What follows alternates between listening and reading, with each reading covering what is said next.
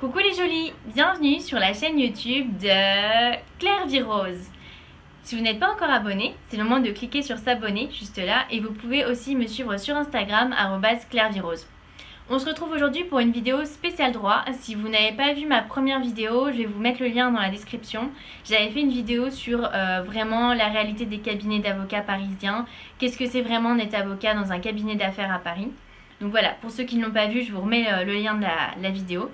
Et aujourd'hui, on va parler CRFPA. Je vais vous donner tous mes conseils pour passer le barreau.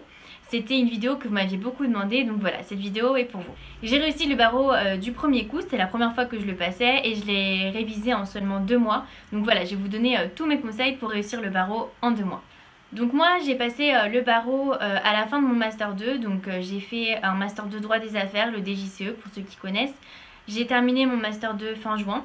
Je n'avais pas du tout révisé pendant l'année pour le barreau, donc pas fait une note de synthèse, pas ouvert un manuel droit des obligations. J'ai ensuite fait la prépa pré-barreau sur place, je l'ai fait en présentiel à Paris. Et ensuite j'ai passé le barreau en septembre.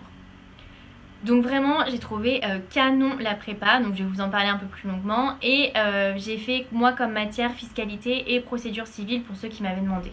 Première question, comment se passe la prépa? Est-ce que ça vaut le coup? Donc moi j'ai fait pré-barreau, j'ai fait pendant 2 mois sur place à Paris. Vraiment j'ai adoré, je pense que sans la prépa je n'aurais pas du tout réussi parce que j'avais pas du tout eu le temps de réviser pendant l'année. Et c'est super dur de se motiver parce que l'été voilà on a envie de sortir, les gens sont en vacances, donc c'est très dur de se mettre dans un environnement de travail.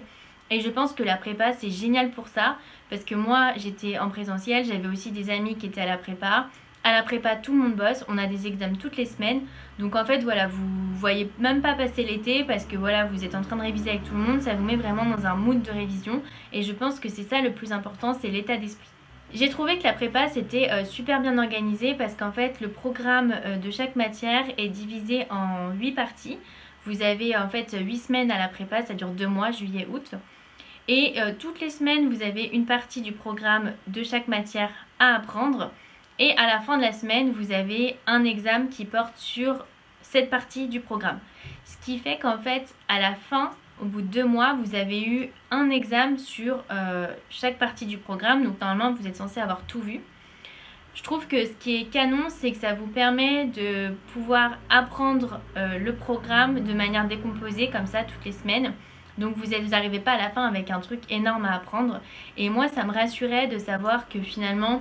j'avais juste à apprendre chaque semaine la partie et je savais qu'à la fin du coup j'aurais tout appris. Donc en fait chaque semaine vous avez un cours avec un prof comme un cours d'amphi. Vous avez un TD, donc vous allez corriger l'examen de la semaine passée.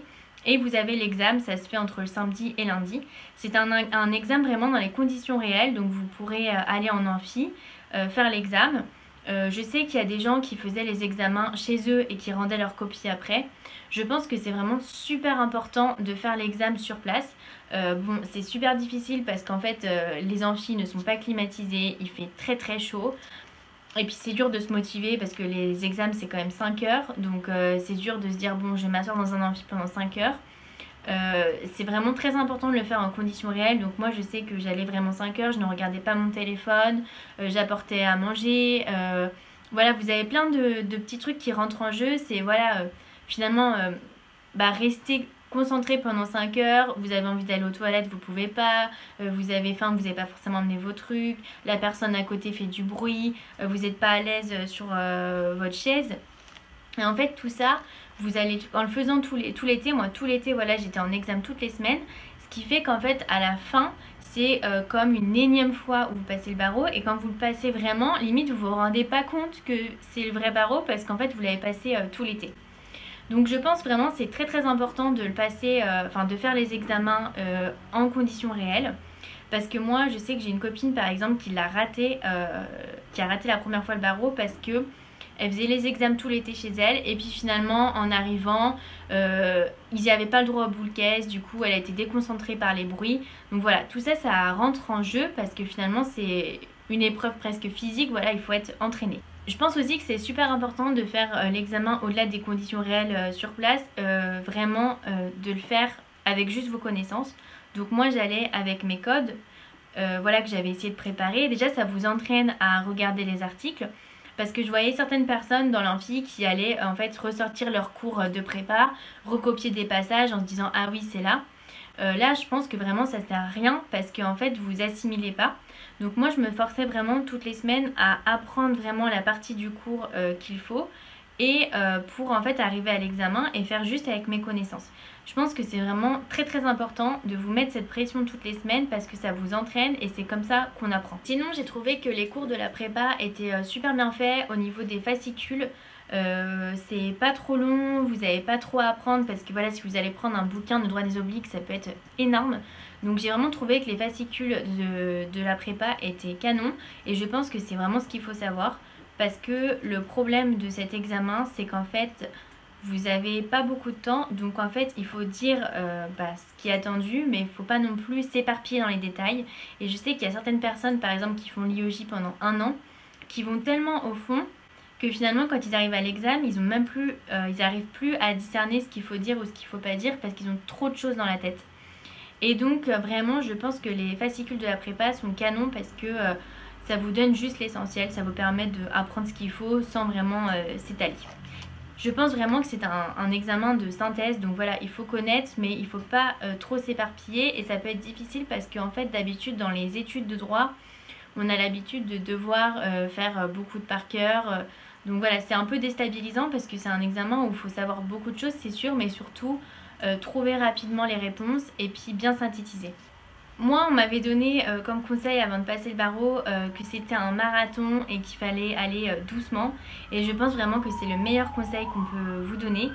C'est c'est un marathon. On ne se rend pas compte, mais en fait, même si vous commencez à réviser uniquement à la prépa, ça vous fait commencer à réviser en juillet. Donc vous révisez pendant 2 mois, c'est quand même assez intensif, hein. Vous avez des examens toutes les semaines, c'est quand même très fatigant. En plus, psychologiquement, c'est un peu dur parce que voilà, c'est un esprit vacances, tout le monde est en vacances, il fait beau. Ensuite, vous avez l'examen en septembre. Ensuite, bon bah voilà, vous vous reposez un petit peu en attendant les résultats d'octobre. Mais bon, franchement, c'est pas vraiment du repos parce que vous êtes ultra stressé, parce que personne n'arrive à dire s'il a passé les écrits ou pas, parce que franchement, impossible à dire. Et ensuite, vous avez les résultats des examens en octobre. Et ensuite, là, vous allez réviser pour les oraux qui sont en novembre-décembre. Là, en fait, personne ne vous le dit parce que c'est un peu horrible quand vous avez les écrits. Tout le monde dit « Ah, c'est bon, tu vas être avocate. » Voilà. Franchement, la période des oraux, j'ai trouvé que c'était la pire période parce qu'en fait, vous venez déjà de vous taper 3 mois de révision et de stress. Et en fait, il faut remettre ça, il faut re-réviser. Le grand oral, franchement, c'est super dur. Il y a tellement de choses à savoir. En fait, c'est impossible de tout savoir. Donc, je pense que c'est plus un travail psychologique où en fait, il faut juste essayer de pouvoir répondre à tout, s'entraîner à répondre même quand on ne sait pas. Et puis arriver en étant bien dans sa tête, voilà, en n'étant pas trop fatigué, parce que c'est surtout un examen comme un entretien d'embauche en fait, de présentation. Mais voilà, on vous le dit pas, mais la période des oraux c'est très compliqué, très stressant. En plus voilà, c'est pas un examen écrit, vous allez être en face de 3 personnes, donc il faut bien présenter, vous êtes crevé.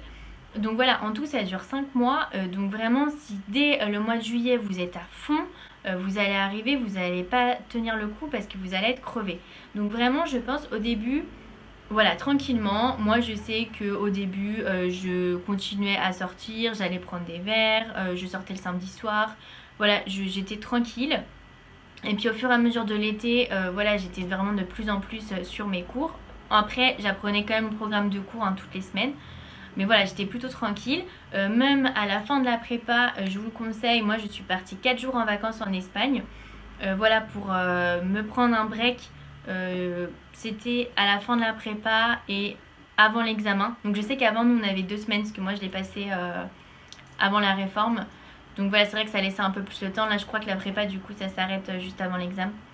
Mais tout ça pour dire, essayez de vous faire un petit break entre la fin de la prépa et le début du CRFPA parce que je sais que on est crevé de la prépa. Voilà, ça permet de se vider la tête, s'aérer et puis d'arriver en forme à l'examen.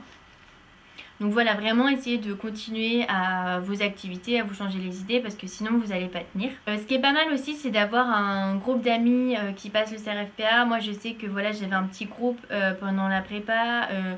On s'aidait un peu si on avait des questions, on partageait, voilà, si on avait trouvé par exemple une jurisprudence qui était intéressante, on se l'échangeait. Voilà, c'était aussi du soutien quand on a une sale note à la prépa et qu'on est découragé. Ça fait du bien d'aller boire un verre avec ses copains pour en parler. Donc essayez de vous faire un petit groupe comme ça de gens qui passent aussi le barreau.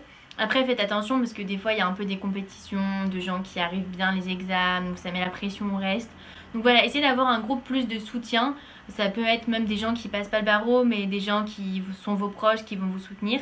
C'est important de bien s'entourer parce que c'est assez... Je pense que c'est surtout une épreuve psychologique parce qu'il faut vraiment réussir à réviser pendant une période qui est pas facile.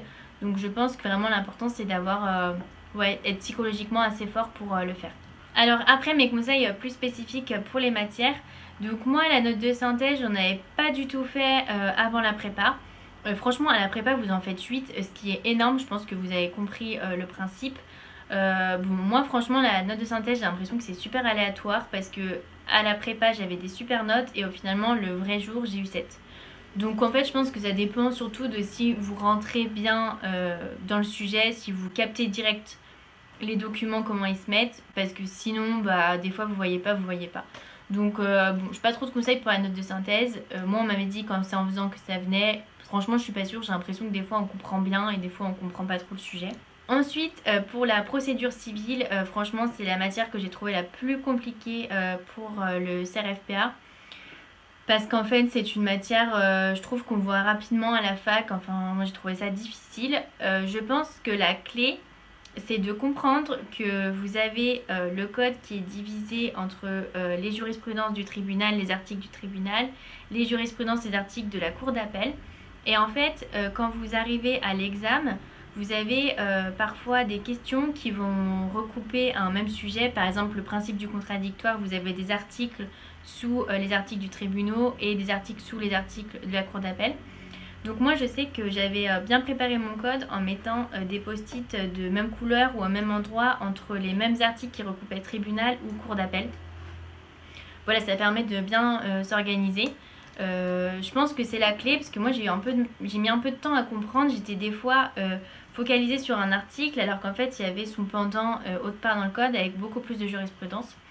Après moi à l'époque c'était un commentaire comparé, c'était pas un cas pratique donc c'est peut-être différent, mais mon conseil pour procédure civile si vous passez c'est vraiment de bien préparer son code parce que ça prend pas mal de temps en fait. Par exemple je sais que j'avais surligné toutes les jurisprudences qu'on avait vues après barreau, ça je l'avais fait vers la fin, mais bien préparer vos codes. Ensuite pour moi le plus important c'est votre matière de spécialité, donc j'espère que vous l'avez bien choisi. Moi j'avais choisi fiscalité parce que j'avais fait un master de droit des affaires et j'étais avocate fiscaliste. Vraiment moi tous les gens que je connais, après voilà, tous les gens que je connais c'était des gens qui étaient en droit des affaires comme moi. Ils ont tous eu le CRFPA grâce en fait à leur spécialité. Moi je sais par exemple que j'ai eu 17 en fiscalité, donc voilà ça vous fait tellement de points que du coup après c'est plus tranquille. Donc vraiment donnez tout sur votre spécialité. Moi en fait ce que j'avais fait c'était que j'avais récupéré plein d'annales et en fait pendant tout l'été je faisais des annales, donc ça vous entraîne en conditions réelles pareil, ça vous entraîne en fait à sortir les réponses et puis ensuite j'avais appris les corrections des annales, voilà pour en fait quand il y a une question qui tombe voilà pouvoir répondre directement. Je vous conseille vraiment de bien bosser votre matière de spécialité. Je sais que moi je l'avais bossé toute seule sans faire les cours de la prépa, j'avais juste bossé avec des annales. Parce que finalement c'est la matière que vous connaissez le mieux et c'est vraiment là où vous pouvez vous démarquer et gagner des points. Parce que en fait droit des obligues, procédure civique, c'est des matières qui sont tellement dures. Ça dépend en plus de sur quoi vous tombez. C'est un peu plus incertain je trouve que votre matière de spécialité. Ensuite mes conseils pour les tout derniers jours. Les tout derniers jours c'est très stressant parce qu'il vous reste toujours des trucs à revoir, que vous n'avez pas le temps. Je vous conseille de bien préparer vos codes, donc mettez bien tous les post-it, surlignez ce que vous voulez. Je sais que moi j'avais surligné toutes les jurisprudences qu'on avait revues pendant la prépa parce que souvent c'est des jurisprudences qui peuvent tomber. Voilà, parce que du coup ça c'est super important parce que vous allez arriver à l'examen, vous allez être prêt parce que vous savez que vos codes sont préparés. Je sais pas, c'est une manière en plus de, je trouve, quand on prépare son code, ça permet de se dire est-ce que voilà on connaît tout, est-ce qu'on a tout bien revu. Donc voilà, c'est mon conseil. Essayez aussi de vous détendre quelques jours avant, prendre le temps de relâcher, respirer parce que c'est très fatigant physiquement les épreuves, donc voilà, il faut arriver en forme. Je vous ferai une autre vidéo sur mes conseils pour les oraux un peu plus tard dans l'année, comme ça vous aurez mes conseils pour tous ceux qui ont réussi l'examen. Je pense vraiment, ne vous stressez pas trop dès maintenant. Voilà, ne commencez pas à réviser comme des malades parce que le plus important c'est vraiment juste avant l'examen de pouvoir bien réviser la dernière ligne droite. Donc je pense vraiment, allez-y doucement, ne vous fatiguez pas trop. Par exemple, je pense que c'est inutile de réviser dès maintenant l'actualité pour le grand oral. C'est vraiment se mettre du stress pour rien. Donc vraiment voilà, c'est faisable hein, pour ceux qui n'ont pas le temps de réviser cette année. En 2 mois c'est carrément faisable. Voilà, faut juste être organisé, rigoureux et puis le faire sérieusement. Et puis voilà, ne vous mettez pas trop de stress, allez-y progressivement, c'est un marathon. Voilà, j'espère que cette vidéo vous a plu et vous aura aidé. Surtout, ne vous stressez pas. Et voilà, vous pouvez me poser toutes vos questions ici en mettant un petit commentaire, je réponds toujours. Voilà, posez-moi aussi vos questions, ça me donnera des idées pour des prochaines vidéos parce que je vais faire d'autres vidéos sur mes conseils pour le Master 2, comment ça se passe vraiment à l'école d'avocat, comment ça se passe ensuite en cabinet. Donc voilà, posez-moi toutes vos questions, j'y répondrai ici ou dans une autre vidéo. Et puis mettez-moi un petit pouce, voilà, ça nous fait toujours plaisir, c'est super important pour nous. Et puis n'hésitez pas à vous abonner et aussi à me suivre sur Instagram @clairevirose.